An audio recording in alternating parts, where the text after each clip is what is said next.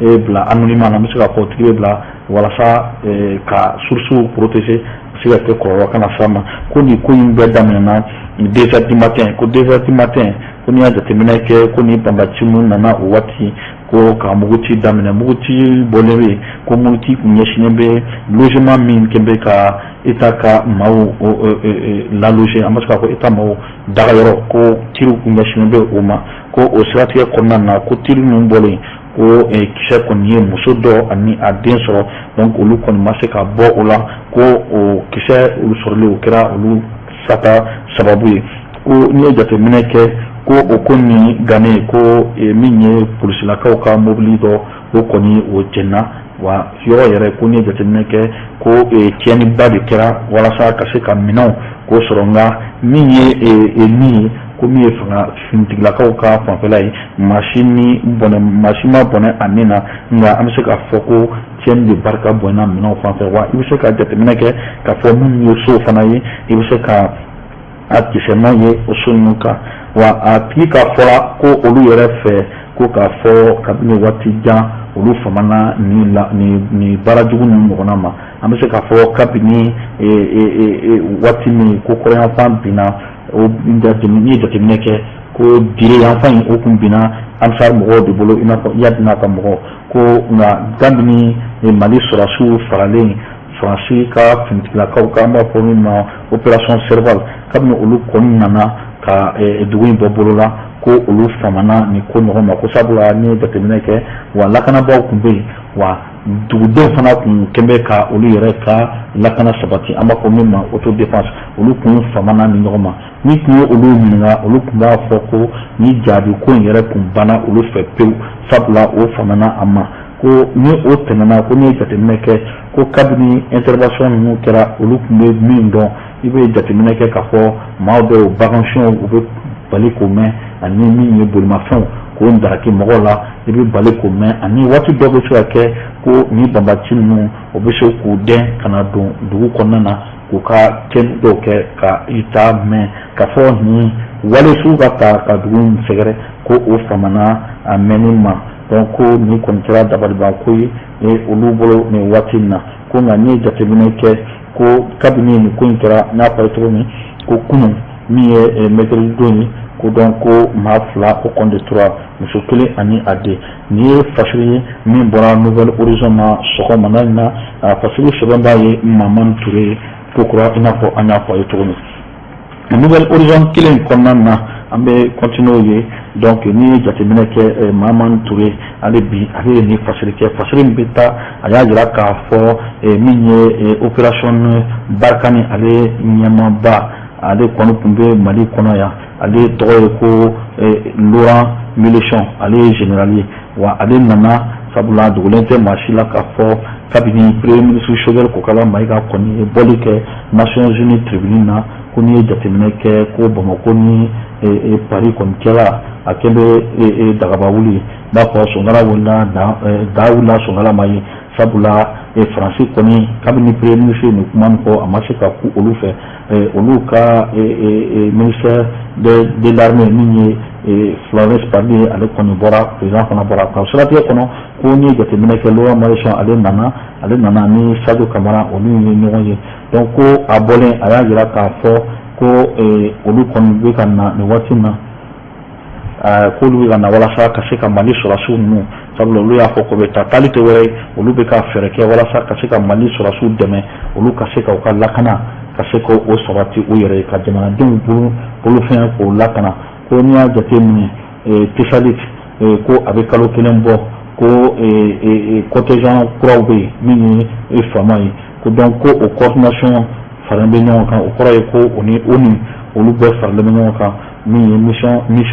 multidimensionnelle intégrée des Nations Unies pour la stabilité au Mali o kɔrɔ ye o ni mɔgɔ minnu sigilen bɛ walasa ka se ka bɛn ani keleya ani basigi lasigi Mali kɔnɔna na ko n'i ye Laurent Mélenchon min ye commandant Barkhane ale fana kun bilasiralen tun bɛ yen ni visite in na ani contact ambassade Faransi ambassade min ye Joël Meyer ani ale de tun bɛ yen ani a ka collaborateur dɔ olu de tun bɛ yen donc nin waati minnu kɛra c'est-à-dire waati dama min kɛra ni ministre ye min ye Sadio Kamara ye donc ko nin bɛ se ka kɛ réunion fɔlɔ ye groupe ministère de la défense ani ancien combattant ale fana kun n'a ka conseil ani a ka délégation olu fana kun bɛ yen ka fara min ye France ambassadeur ani commandant Mélenchon walasa olu ka se ka ɲɔgɔn ye ko n'i y'a jateminɛ mais autorité militaire fila ninnu donc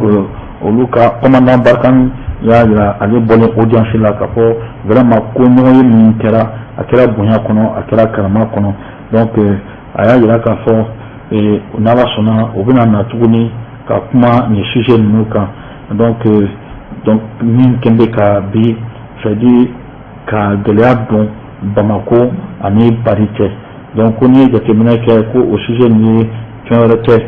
accord entre les autorités de la transition et un groupement sécuritaire ko n'i ye jateminɛ kɛ ko nin ko in bɛɛ kɛn bɛ ka bila minɛn min kɔnɔ o tɛ wɛrɛ ko parce que ko gouvernement transition min bɛ yen o ni groupement privé dɔ bɛ yen c'est-à-dire lakana jɛkulu dɔ bɛ yen min b'a yɛrɛ ko Russie i ka groupement dɔ bɛ yen ko Wagner ko n'i ye jateminɛ kɛ ko o de kabini kuma fɔra o de kɛra faamuyabaliya ye min ye Bamako ani Paris cɛ ko donc ko n'i ye jate ko ministre Sadio fana y'a jira échange kɔnɔna na ko ka jira ko Mali fana bɛ yɔrɔ min bi Mali bɛ fɛ ka ka coopération militaire ani France ko a bɛ fɔ continuer donc rencontre kɔni n'i y'a jateminɛ ko o nana waati min bon ko ni Paris cɛ vraiment ko n'i y'a jateminɛ kɛ ko Bamako y'a jira k'a fɔ lutte contre le terrorisme min ye ka banbatiw kɛlɛ ko France kɔni y'i bolo bɔ sabula France y'a jira k'a fɔ olu bɛna u ka mɔgɔw vraiment ko o retirer ka bɔ ka sɔrɔ an bɛ waati min kɔnɔ o waati bɛɛ b'a dɔn waati gɛlɛyalen bɛ donc a y'a jira Laurent Mélenchon y'a jira donc k'a fɔ ko nin waati na occupation des entreprises des forces Barkhane min bɛ nord kɔnɔ nord jamana kɔnɔna na donc o ni faamaw de bɛ ka collaborer surtout armée malienne walasa Tesali tɛ y'a fɔ a ye cogo min ani yɔrɔ caman bɛ yen o n'u ka se ka fara ɲɔgɔn kan pour que Mali administration ka se ka sigi yɔrɔw la i n'a fɔ kɔrɔyanfan ye Kidali n'a a ɲɔgɔn na donc ni tun ye fasigi ye min ye Mamadu Touré ale y'a sɛbɛn sɔgɔmada in na ka bɔ Nouvelle Horizon kɔnɔ an ye o fasigi de sɔrɔ nin waati in na k'a di aw tulokɔrɔ nin waati in na an bɛ bɔ Nouvelle Horizon kɔnɔ an bɛ taa Info Matin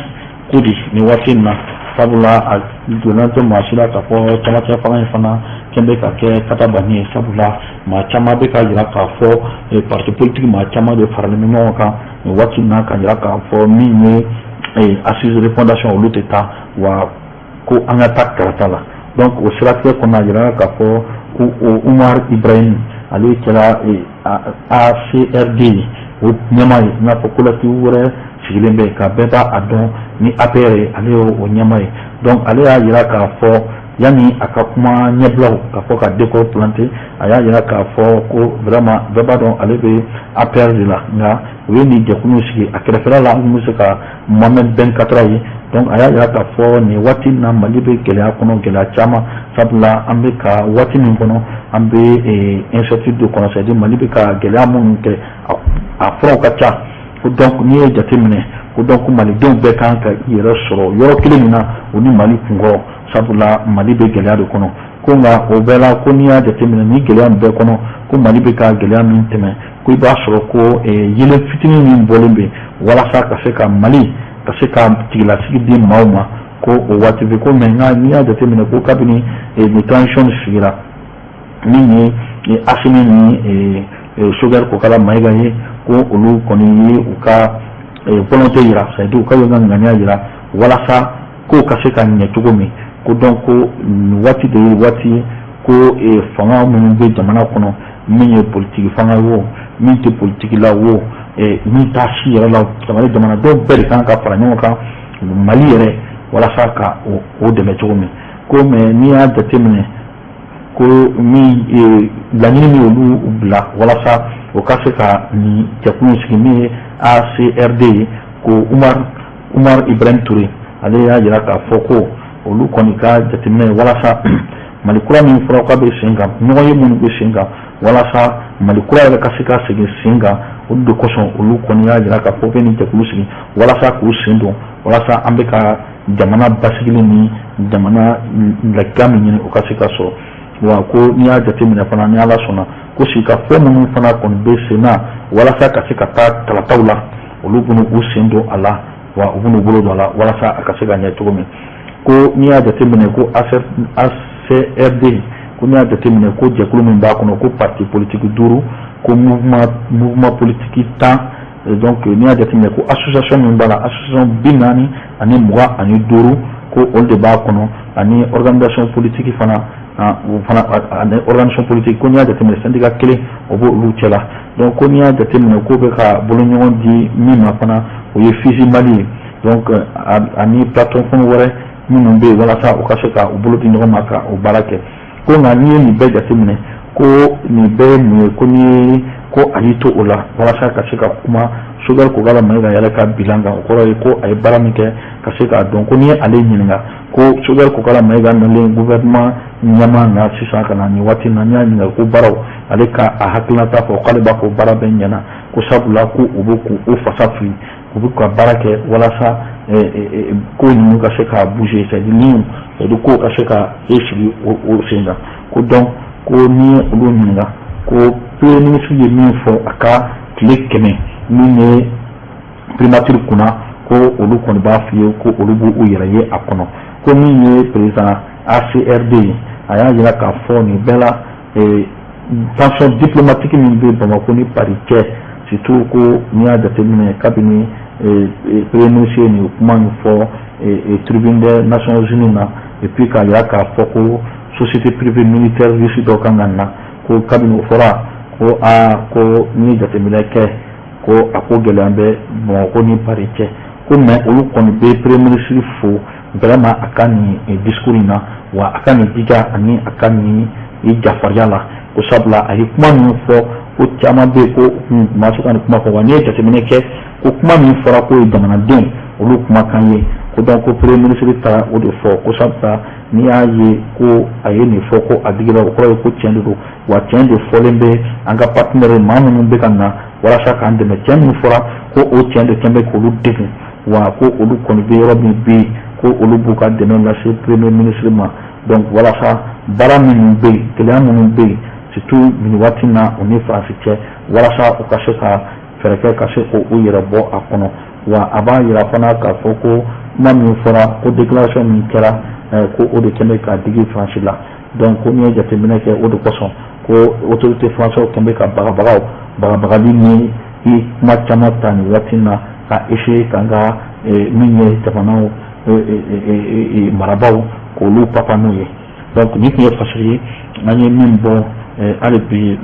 information na sɔgɔmada in na donc fasigi kɛba yɛrɛ o an y'a fɔ ye cogo min fasigi kɛba donc o fana ye nin ye an n'a sɔrɔ an kɔni ma se ka fasigi kɛba kɔni tɔgɔ ye a nin ko la ni de bɔra Nouvelle Horizon kɔnɔ sɔgɔmada in na donc kumakan min don o kɛra Ibrahim Touré ale ye président ACRD an y'o de fɔ nin ye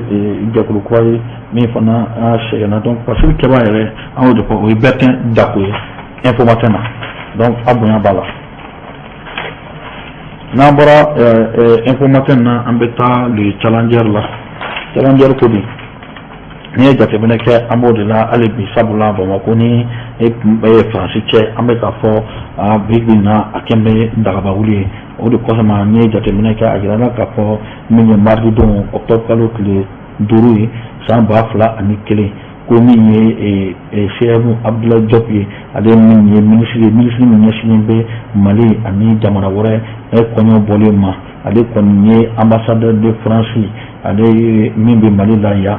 site an bɛ se k'a fɔ u ka président ka kuma bɔlen kɔ ani u ka ministre ka kuma kɔ min ma se ka bɛn ala ko tiɲɛna an ka jamana marabaaw ma donc min ye Emmanuel Macron an y'o de fɔ ale ye France président ye olu ye kuma minnu fɔ ka ɲɛsin jamana marabaaw ma se ka bɛn donc ale kɔni ye min ye communiqué dɔ sɛbɛn communiqué min kɔnɔ communiqué min cɛsɛra bɔlɔlɔ sira fɛ ani sira caman fɛ walasa ka yira k'a fɔ bi bi in na n'i y'a jateminɛ diplomatie française kɔnɔ insinuation min bɛ yen ani désapprobation du gouvernement min bɛ du Mali, c'est-à-dire k'a jira k'a fɔ bi bi in na Faransi ye kuma mun ɲɛsin jamana marabaaw ma ani minnu bɛ jamana kɔnɔ o ko vraiment ko a ye min ye Faransi ka lasigiden wele ka kuma o fɛ communiqué kɔnɔ a b'a jira k'a fɔ ko vraiment ko ale a bɛ ka i n'a fɔ a bɛ ka bila ci la k'a ɲɛfɔ ka jamana marabaaw ma ni ye jateminɛ kɛ jamana in kɔnɔ jamana fila de don, donc jamana fila minnu ye terima ye ko dɔw bɛ yen surtout kumakan dɔw bɛ yen ni o kuma fɔra o kuma ni safa tɛ bɛn, donc a ka ɲɛfɔ o ka jamana ɲɛmaaw ye o ka fɛɛrɛ kɛ vraiment walasa u ka ko bila a minɛn kɔnɔ wa bonya ani karama kɔnɔna na. Donc n'i y'a jateminɛ k'a fɔ ko a y'a jira k'a fɔ ko u ka fɛɛrɛ kɛ walasa n'o bɛ jɛ in ka se ka kɛ bonya ani karama kɔnɔ walasa gɛrɛɲɔgɔnya min bɛ an ni olu cɛ walasa ka se ka an ɲɛsin banbatiw kɛlɛli ma surtout Sahel kɔnɔ o ka se k'a to. Mais kumakan laban ministre tilala tuguni k'a jira k'a fɔ ko diplomate n'i y'a jateminɛ olu kɔni diplomatie sira fɛ walasa ka se ka bolo di ɲɔgɔn ma, bolo ni ɲɔgɔn min bɛ se ka kɛ karama kɔnɔ ani tiɲɛ kɔnɔ vraiment olu kɔni bɛ hali bi walasa u se ka u ka kumakan batɛ k'a sɔrɔ Faransi fana ma a dabɔ Mali yɛrɛ fana ka jamana kunkanko kan. Donc nin fana tun ye gafe an ye min bɔ sɔgɔmada na de Challenger kɔnɔna na Fasili Kɛba, donc o fana ko donc ni de fɔra kuma ye min bɔra Abdoulaye Diop da de Challenger kɔnɔ an bɛ se k'a fɔ bi sɔgɔmada na Fasili gafe kɔnɔna na an ye min bɔ le Challenger kɔnɔ. Donc an bɛ bɔ Challenger kɔnɔna na nin waati in na n bɛ taa indépendant kɔnɔ.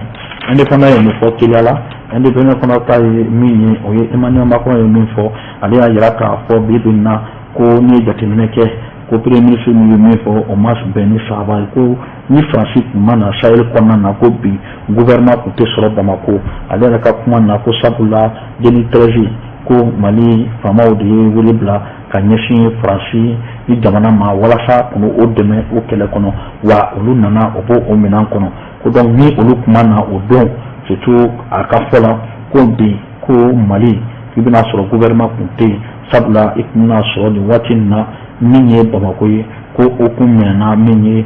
terroriste ma. Donc o siratigɛ kɔnɔna na ko nin ko in bɛ cogo min nin waati in na olu fana bɛ wele kɛ k'a fɔ minnu fɔra olu ma Mali bila nka olu bɛ ka fɛɛrɛ kɛ walasa Mali ka se k'a ka baara kɛ wa olu ka cɛdenw tɛna na baara kɛ Mali nɔ na. Nin ye Fasili min bɔra indépendant kɔnɔ sɔgɔmada na Fasili Kɛba Abdoulaye Jara ale de ye nin Fasili kɛ. Donc o siratigɛ kɔnɔ hali bi an bɛ taa Soir de Bamako kɔnɔ. Soir de Bamako fana teliya la o y'a jira k'a fɔ ko jɛkulu dɔ bɛ ka labɛn kɛ walasa ka bɔ octobre kalo 29 ko bɔli tɛ wɛrɛ ye koyi c'est-à-dire ka fɛɛrɛ kɛ walasa k'a jira k'a fɔ Faransi bɛ kolajuguya min na jamana kɔnɔ ko Faransi k'i ka koso n'i ka kasa ta ko ka bɔ an ka jamana kɔnɔ ko wa n'i ye jamana yɛrɛ jateminɛ nin mouvement ninnu na ko surtout mouvement kelen bɛ yen min ka baara yɛrɛ b'o kɔnɔ a bɛ san caman bɔ ko Yɛrɛwolo debout sur les remparts ko Yɛrɛwolo debout sur les remparts ye jɛkulu caman bɛ taa ɲɔgɔn sɔrɔ fara ɲɔgɔn kɛ ka kɛ jɛkuluba kelen wa olu y'a jira k'a fɔ ko ni Ala sɔnna o bɛ ka nin ko in bɛɛ kɛ wa ko bɛ senna koyi ni Ala sɔnna olu na bɔ n'Ala sɔnna u bɛ ka maa hakɛ min bɔ a bɛ taa maa 1,000,000 bonyankun na walasa ka se ka jamana kɔnɔ ka se ka o bɔ ka jira k'a fɔ ko min bɛ ka ɲini a tɛ sɔrɔ Faransi fɛ wa olu bɛ ka fɛɛrɛ kɛ walasa kuma minnu fɔra ko Rusiw ka se ka na olu ka se ka yan sɔrɔ cogo min. Donc olu kɔni ka baara bɛ ka kɛ o la don nataw la olu bɛ ka labɛn kɛ ni Ala sɔnna o bɛ na bɔ wa walasa min ye Emmanuel Macron ani a ka ministre des armées parmi olu ye kan min kɔrɔta ka ɲɛsin an ka jamana ma ani bagabagali ko olu fana bɛna jira k'a fɔ wa olu bɛ yan wa Mali tɛ Faransi ta ye wa ni Ala sɔnna olu b'u ka jamana maaw kɔ walasa olu ka se ka bɔ dingɛ ninnu an bɛ dingɛ min kɔnɔ an ka se ka an bɔ o kɔnɔ. Donc nin tun ye Fasili ye min fana kɛra sɔgɔmada in na an y'o de fɔ Fasili Kɛba, o ye El Hadj Mamadou Garba ye. alibi ni alibi ameta o fasiri kelen kono ni jatemine ke abe to sadu bongo ko be min fo ko di jatemine ke ko Algérie est-ce que amse ga nyanga ka fo Algérie bina na Sahel kono sabula ni ko kelen ko minye Algérie ka ministre ye o kono nana ya wa ni président ni ngonye wa ni premier ministre fana ni ngonye ko kan ya jatemine ko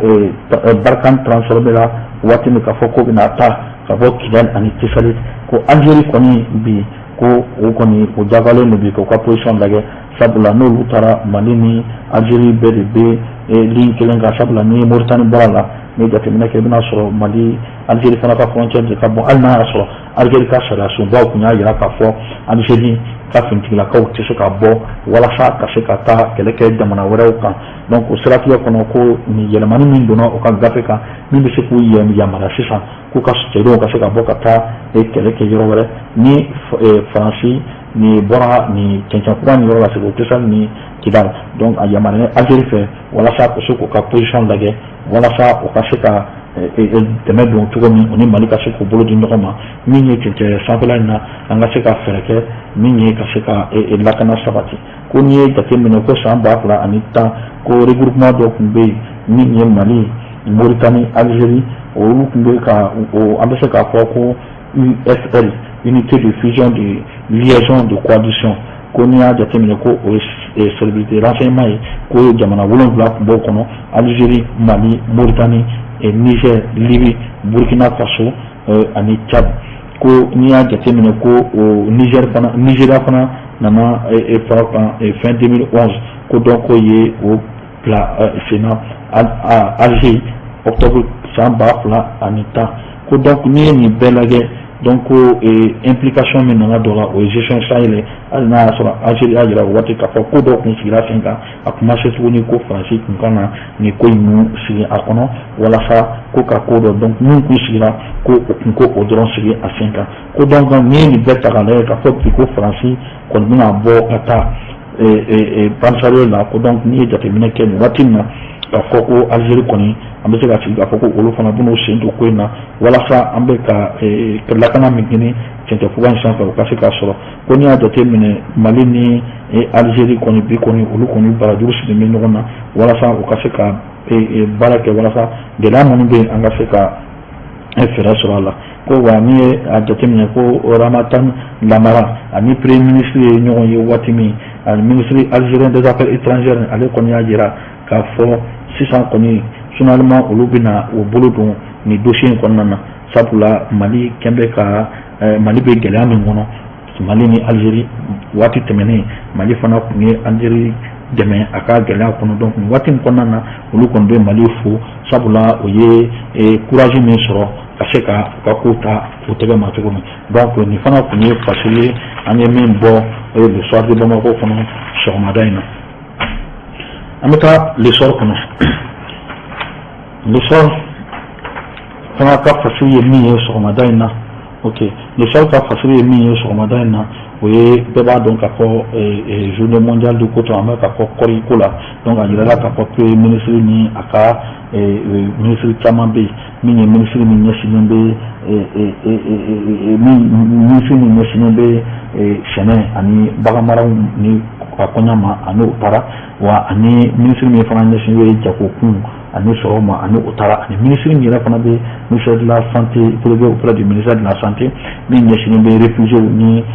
a ko ma olu fana taara ni Umaru Jara ye ka fara Modibo Keyita kan ani Mohamed Ould Mantali donc ani olu taara Genève walasa ka se ka taa Mali kumabɔ ni kɛnɛ ninnu kan donc ni Ala sɔnna ko a jigidalen b'a la k'a fɔ min ye producteur de coton kɔɔrisɛnɛnaw kɔni jigidalen b'a la k'a fɔ ni Ala sɔnna nin baara ninnu o bɛna se ka kɛ sababa ye ni ministre n'a ka nin maaw bɛɛ taara nin kɛnɛ kan sabula a dogolen tɛ maa si la k'a fɔ kɔɔrisɛnɛnaw kun banna san 2001 ani san 2002 k'a fɔ ko olu tun tɛ kɔɔri sɛnɛ sabula ka ɲɛsin gɛlɛya minnu tun bɛ kɔɔriko yɛrɛ la nɔgɔko ni a ko ɲɛfɔ an ka ɲɛna min ye